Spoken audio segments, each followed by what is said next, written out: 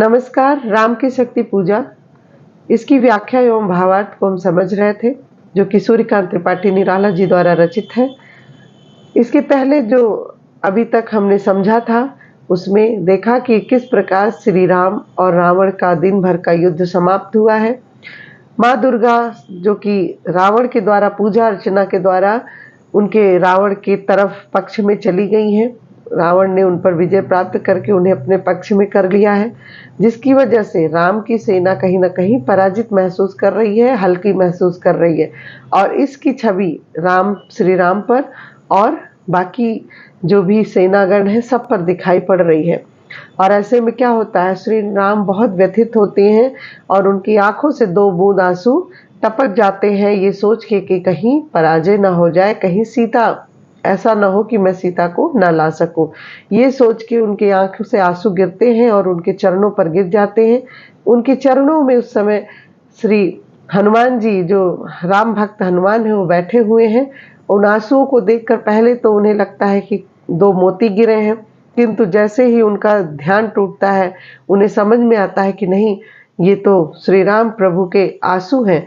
तो उनके अंदर किस प्रकार की उथल पुथल मचती है, कितना क्रोध व्यक्त होता है, वो सारी चीजों को हम आगे की पंक्तियों में समझेंगे। तो चलिए देखते हैं। टूटा वह तार ध्यान का, स्थिर मन हुआ विकल। टूटा वह तार, हनुमान जी का ध्यान, जो कि ध्यान में मग्न थे, वह ध्यान का क्रम टूट जाता है। स्थिर मन हुआ विकल, और उन श्री राम के आंसुओं को सोचकर उनका मन क्या हो जाता है, विकल हो जाता है। संदिग्ध भाव की उठी दृष्टि, और बहुत ही संदिग्ध भाव से, संशय के भाव से वो देखते हैं, संदेह में भरकर अपनी नजर वो उठाते हैं और सारा दृश्य देखते हैं। देखा अविकल, सारा दृश्य देखते हैं। क्या देखते हैं? बैठे वे वही कमल लोचन पर सजल नयन, कि वो जो कमल के समान नेत्रों वाले प्रभु श्री राम हैं, वहीं पर अपने स्थान पर बैठे हैं, किंतु फर्क सिर्फ इतना है कि उनकी आंखें भीगी हुई हैं। सजल अर्थात भीगी हुई, भीगी हुई। व्याकुल व्याकुल कुछ चिर प्रफुल्ल मुख निश्चेतन, और वो बहुत ही व्याकुल व्याकुल है, हर समय सदैव चिर प्रफुल्ल रहने वाले, आनंदित रहने वाला उनका जो मुख है वह निश्चेतन है, उदास है। ये अश्रु राम के आते ही मन में विचार, उद्वेल हो उठा शक्ति खेल सागर अपार। जैसे ही उन्हें यह पूरी तरह से अवगत हो जाता है, उनका संदेह खत्म हो जाता है कि नहीं, ये तो श्री राम के आंसू है वास्तव में, ये विचार जैसे ही पक्का हो जाता है उनके मन में, उद्वेल हो उठा शक्ति खेल सागर अपार। शक्ति से खेलने वाले सागर के समान शक्तिशाली उनका जो मन है वो कैसा हो जाता है, उद्वेलित हो जाता है, बेचैन हो जाता है, विकल हो जाता है अपने प्रभु के आंसुओं को देखकर। हो श्वसित पवन 49 पिता पक्ष से तुमुल, एकत्र वक्ष पर बहा वाष्प को उड़ा अतुल। हो श्वसित पवन 49, वो क्या करते हैं, क्रोध में अपने अंदर 49 प्रकार के पवन को भर लेते हैं, 49 प्रकार के वायु को भर लेते हैं। चूंकि वह पवन पुत्र है तो उन्हें यह गुण अपने पिता से ही मिला है। पिता पक्ष से तुमुल मतलब अपने पिता से ही ये सारी चीजें उन्हें मिली हुई हैं। एकत्र वक्ष पर बहा वाष्प को उड़ा अतुल, और वो क्या करते हैं, सारी शक्ति अपने सीने में जैसे इकट्ठी कर लेते हैं, और सारी शक्ति जो भी पंच तत्व फैला हुआ है पूरी धरती पर, पूरे विश्व में, वो सब कुछ ब्रह्मांड का पंच तत्व अपने अंदर समाहित करने लगते हैं। और जब जल हवा वायु, जल हवा अग्नि सब कुछ वो अपने अंदर समाहित करने लग जाएंगे तो क्या होगा, धरती पूरी तरह शुष्क हो जाएगी, पूरा पर्यावरण शुष्क हो जाएगा, और ऐसा लग रहा है कि वो वाष्प बनकर क्या कर रहे हैं, पूरी पृथ्वी को नमी से विहीन कर रहे हैं, सारी नमी को अपने अंदर इकट्ठा कर ले रहे हैं। अर्थात जीवन जो है वही रुक जा रहा है। अगर वो हवा को ही रोक ले रहे हैं तो धरती पर फैला हुआ जीवन रुक जा रहा है, वो त्राहिमाम की स्थिति पैदा कर रहे हैं। और यह सब सिर्फ महाशक्ति के विरोध में कर रहे हैं, क्योंकि उन्हें पता है कि सिर्फ और सिर्फ माँ दुर्गा की वजह से ही श्री राम की आंखों में आंसू आए हैं, इसलिए वह अपने क्रोध को व्यक्त कर रहे हैं। सत घूर्णावर्त तरंग भंग उठते पहाड़, जल राशि राशि पर जल चढ़ता खाता पक्षाड़। सैकड़ों प्रकार के भंवर, घोड़ाव्रत अर्थात जो पानी में उठने वाले भंवर होते हैं, सैकड़ों प्रकार के जो भंवर हैं वो उठ रहे हैं, तरंग भंग उठते पहाड़। और ऐसा लग रहा है कि जो है जल मानो एक दूसरे पर उठ रही गिर रही है, पहाड़ भी एक दूसरे पर उठते गिर रहे, इतना हलचल मच चुका है। जल राशि राशि जल पर चढ़ता खाता पछाड़। और जल जो है पानी समुद्र का है, एक दूसरे के ऊपर चढ़ रहा है और पछाड़ खा खा के पीछे जा रहा है। तोड़ता बंध प्रतिसंध धरा हो स्पीत वक्ष। ऐसा मालूम पड़ता है कि धरा का धरती के सारे बंधन को तोड़ के सारी सीमाओं को तोड़ रहा है, और उनका जो वक्ष है, उनकी जो छाती है वो स्फीत होती जा रही है, चौड़ी होती जा रही है, बड़ी होती जा रही है। दिग्विजय अर्थ प्रतिपल समर्थ बढ़ता समक्ष। दिग्विजय विश्व को विजय करने की क्षमता रखने वाले, अर्थ प्रतिपल समर्थ बढ़ता समक्ष, वो जो है हर पल क्या हो रहे हैं, अपने आकार को बढ़ाते जा रहे हैं। समर्थ बढ़ता समक्ष अर्थात अपने आकार को ही बढ़ाते जा रहे हैं, अपनी शक्ति को बढ़ाते जा रहे हैं। और यह सब वहीं बैठे बैठे हो रहा है।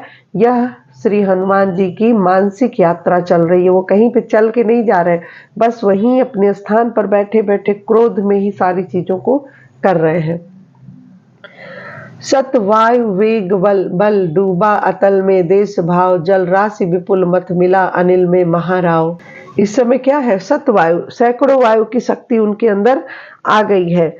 और डूबा अतल में देश भाव, ऐसा लग रहा है कि जो भी सीमाएं हैं, वायु जो वेग बल है, अतल जो भी सीमा, अतल अर्थात पाताल लोक, सारी चीजों को वो दे, सारी जो है स्थान को, समय को, सारी मान्यताओं को किसमें, मानो वो पाताल में डुबो देना चाहते हैं, उसे नष्ट कर देना चाहते हैं। जल राशि विपुल मत मिला अनिल में महाराव। देखिए हनुमान जी जो है क्रोध में आ गए हैं और वो पंच तत्वों में ही उथल पुथल मचा देते हैं। और पंच तत्व में उथल पुथल मचने का आशय है कि पूरे ब्रह्मांड में उथल पुथल मच चुकी है। तथा जल राशि विपुल मथ मिला, पानी की भयंकर राशि मानो वे मथ देते हैं। जैसे हम लोग मथनी लेकर दही मथते एक छोटे से बर्तन में तो कितनी खलबली मच जाती, उसी प्रकार ऐसा लग रहा है ये जो पूरे ब्रह्मांड में जितना जल फैला हुआ है सबको मथ डाल रहे, इतनी हलचल मची हुई है। और वायु तत्व में अपनी भयंकर गर्जना भर देते हैं। अनिल में महाराव क्या करते हैं, इतनी हुकार, हवा में इतनी हुकार भर देते हैं। आगे देखिए, वज्रांग तेज घन बना पवन को महाकाश, पहुंचा एकादश रुद्र क्षुब्ध पर अट्टहास। वज्रांग वज्र के समान अंगों वाले हनुमान मानो पवन को ही तेज बनाकर आगे बढ़ रहे हैं। कहाँ जा रहे हैं, महाकाश, महाकाश जहाँ शक्ति का निवास है। शिव शक्ति, तो शक्ति क्या है, शिव की पत्नी है, तो जहाँ शक्ति का निवास है वहीं वो पहुंच रहे हैं। कौन, वज्र के समान अंगों वाले हनुमान। और पवन को ही अपना तेज बनाकर अर्थात पवन के ही वेग से वो वहां पर पहुंचना चाह रहे हैं। पहुंचा एकादश रुद्र क्षुब्ध कर अट्टहास। हनुमान जी जो है क्रोधित होकर वहां पहुंच जाते हैं, महाकाश पहुंच जाते हैं जहां पर माँ काली का निवास है। कौन किस प्रकार से, 11वें रुद्र के रूप में प्रसिद्ध है हनुमान जी, एकादश रुद्र। देखिए यहाँ कहने का आशय यह है कि जो कि रुद्र के 11वें अंश माने जाते हैं, 11वें रूप माने जाते हैं, वे हनुमान जी अपने वज्र रूपी अंग को पवन रूपी जो है तेज के साथ कहाँ पहुंचाना चाहते हैं, अट्टहास के साथ, एक भयानक गर्जना के साथ कहाँ पहुंचना चाहते हैं, महाकाश पहुंचना चाहते हैं, पहुंच रहे हैं, क्रोधित होकर जा रहे हैं, क्योंकि महाकाश में ही वह शक्ति रहती है, शिव रहते हैं। तो शिव से तो नहीं लेकिन शक्ति से उन पर क्रोध है और उन्हें ये बात पहुंचानी है कि आपकी वजह से श्री राम इस प्रकार से व्याकुल है। रावण महिमा श्यामा विभावरी अंधकार, यह रुद्र राम पूजन प्रताप तेजह प्रभार।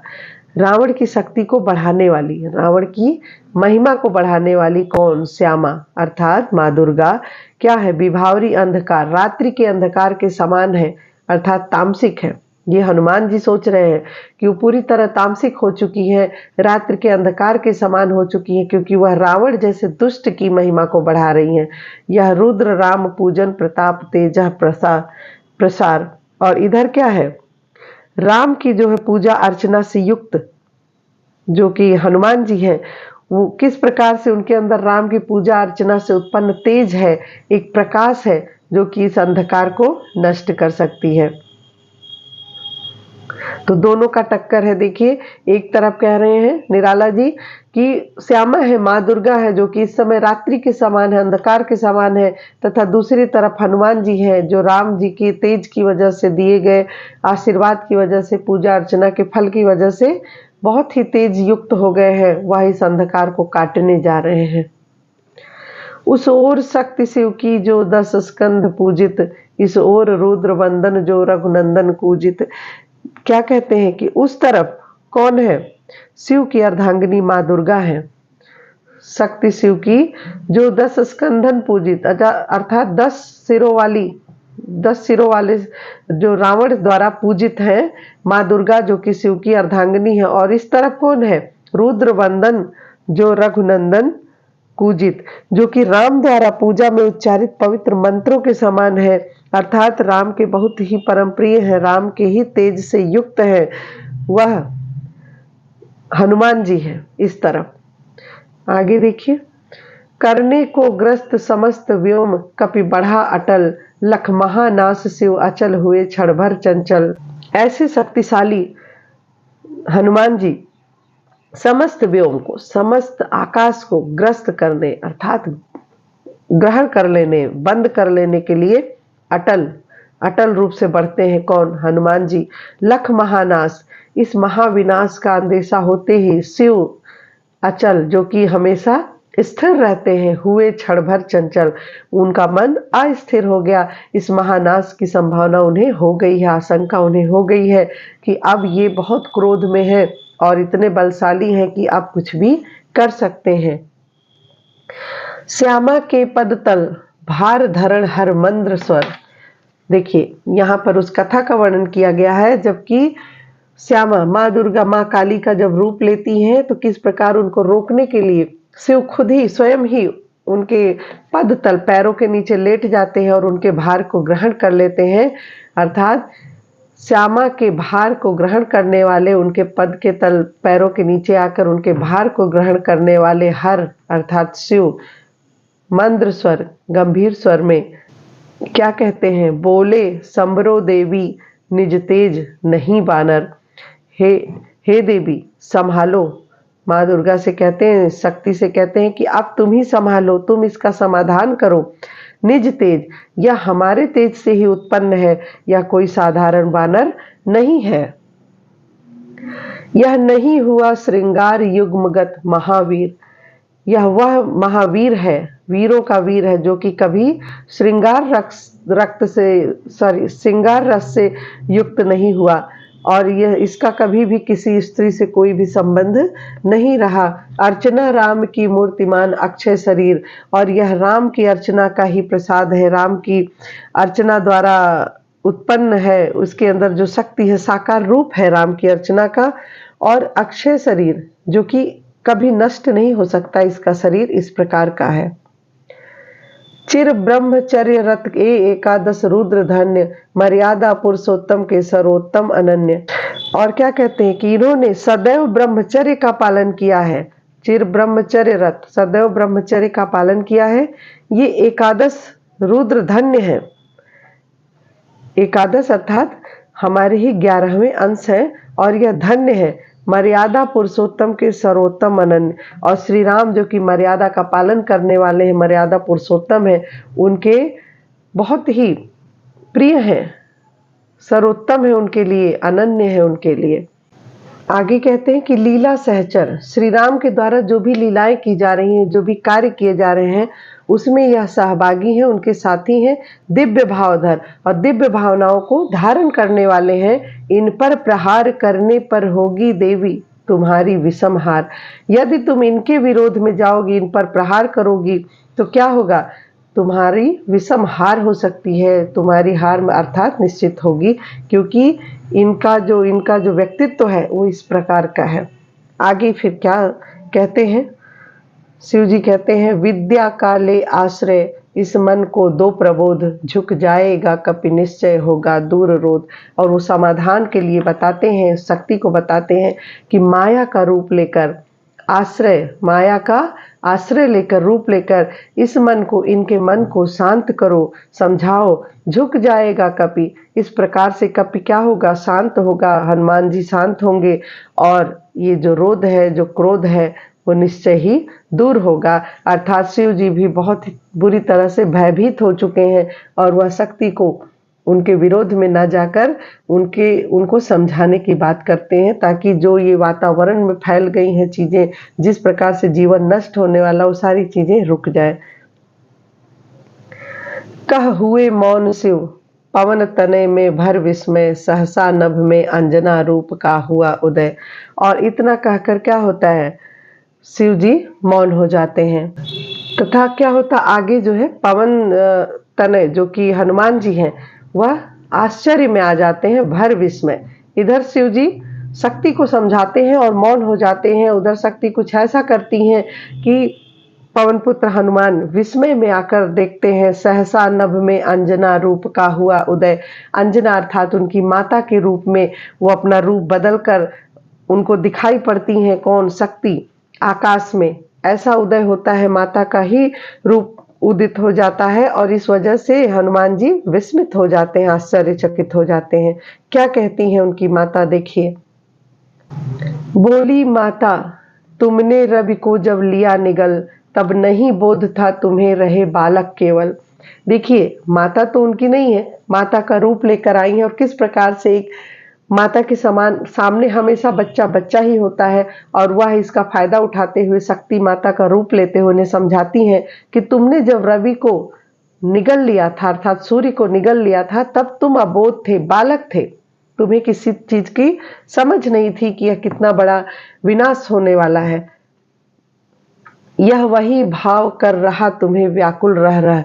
और ये जो तुमने किया था बचपन में, इसे क्या तुमने अपनी आदत बना लिया है? यही भाव तुम्हें हमेशा बेचैन करता है कि मैं फिर से ऐसा कर लूं। यह लज्जा की है बात कि माँ रहती सहसा। यह मेरे लिए कितनी शर्म की बात है, कितनी लज्जा की बात है। अर्थात सब देवी देवता मुझे क्या सोचेंगे कि मैं किस प्रकार से तुम्हारी इन सारी चीजों को सहन कर करके रहती हूँ। देखिए कितनी चतुराई से इस समय शक्ति उन्हें समझाने का प्रयास कर रही हैं। यह महाकाश है जहां वास शिव का निर्मल, पूजते जिन्हें श्री राम उसे ग्रसने को चल। अरे ये महाकाश है, यहाँ पर कौन रहता है? शिव रहते हैं, जो कि पूरी निर्मल है। शिव पूजनीय है, अर्चनीय है, उनका वास है। ये वह महाकाश है जिन्हें तुम ग्रसित करने जा रहे हो, जिन्हें श्री राम भी पूजते हैं, उसे ग्रसने को चल दिए। जबकि श्री राम तो तुम्हारे आराध्य हैं, प्रिय हैं, उनके आराध्य को की जगह जो है, उनके आराध्य का जो महाकाश है, वास है, उसे ग्रसने को चल दिए। क्या नहीं कर रहे तुम अनर्थ? तुम्हें नहीं लगता कि ये तुम अनर्थ कर रहे? सोचो मन में, अपने मन में सोचो, क्या दी आज्ञा ऐसी कुछ श्री रघुनंदन ने? क्या तुम्हें श्री राम ने, प्रभु श्री राम ने ऐसी आज्ञा दी है जो तुम ये सब करने को चल दिए? तुम सेवक हो, छोड़कर धर्म कर रहे कार्य, क्या असंभाव्य हो यह राघव के लिए धार्य? तुम तो एक सेवक हो, तुम्हें अपना सेवक धर्म निभाना चाहिए और तुम ये सारी चीजें कर रहे हो जो कि बिल्कुल विपरीत है। श्री राम ऐसा कभी नहीं चाहेंगे। कहती हैं कि तुम्हारे इस कार्य से असंभव है कि प्रभु श्री राम प्रसन्न हो, अर्थात तुम्हारे इस कार्य से प्रभु श्री राम कभी भी प्रसन्न नहीं होंगे। आगे देखिए, माता कहती, कपि हुए नम्र, क्षण में माता छवि हुई लीन। इतनी सारी बातें सुन के माता का जो प्रभाव पड़ा, माता की बातों का प्रभाव पड़ा, तो श्री हनुमान जी जो है वो नम्र हो गए, स्थिर हो गए, थोड़ा शांत हो गए और तुरंत ही माता की छवि आसमान में लीन हो गई। उतरे धीरे धीरे गह प्रभु पद हुए दीन। और फिर वो अपने जो है वक्षस्थल, जो कि पूरी तरह से वायु से भर लिए थे, सारी चीजों को धीरे धीरे कम करते हुए उतरते हैं अपने आप में और क्या पाते हैं? प्रभु पद हुए दीन, और अपने आप को प्रभु के चरणों में पाते हैं, दीन दशा में पाते हैं, अर्थात कुछ ना कर सकने की दशा में पाते हैं, क्योंकि वह तो बहुत कुछ करने जा रहे थे, किंतु माता ने आकर सारा रूप ही बदल दिया। आगे देखिए, राम का विष्णानंद देखते हुए कुछ क्षण, हे सखा विभीषण बोले आज प्रसन्न वदन। आगे देखिए, वह नहीं देख कर जिसे राम का विष्णानंद देखते हुए कुछ क्षण, अर्थात राम का जो है यह दुखद जो उनकी स्थिति है, जो निराशाजनक स्थिति है, उसे कुछ देर तक देखते हुए क्या कहते हैं? विभीषण बोले, क्या बोलते? हे सखा, हे सखा, आज प्रसन्न वदन वह नहीं, अर्थात जो कि तुम आपका जो प्रसन्न मुख दिखता था, प्रसन्न वदन दिखता था, आज वह नहीं है, जिसे देखकर जिसे समग्र वीर वानर, जिसे देखकर जितने भी हम वीर वानर हैं, उन्हें क्या होता था? भल्लूक विगत श्रम हो पाते जीवन निर्जर। वो अपने विगत श्रम, जो भी उनकी थकान होती थी दिन भर की श्रम करने के बाद, उसको भूल पाते थे और उनका जीवन जो है निर्जर, थकान से मुक्त हो पाता था। आज वह प्रसन्न वदन आपका नहीं है, ऐसा विभीषण कहते हैं। तो आज हमने देखा कि किस प्रकार से हनुमान जी के क्रोध को शांत किया गया। माता अंजना का रूप लेकर स्वयं माँ दुर्गा आती हैं, और आगे की वीडियो में हम देखेंगे कि किस प्रकार से अब तैयारी करते हैं श्री राम रावण पर विजय पाने की। धन्यवाद।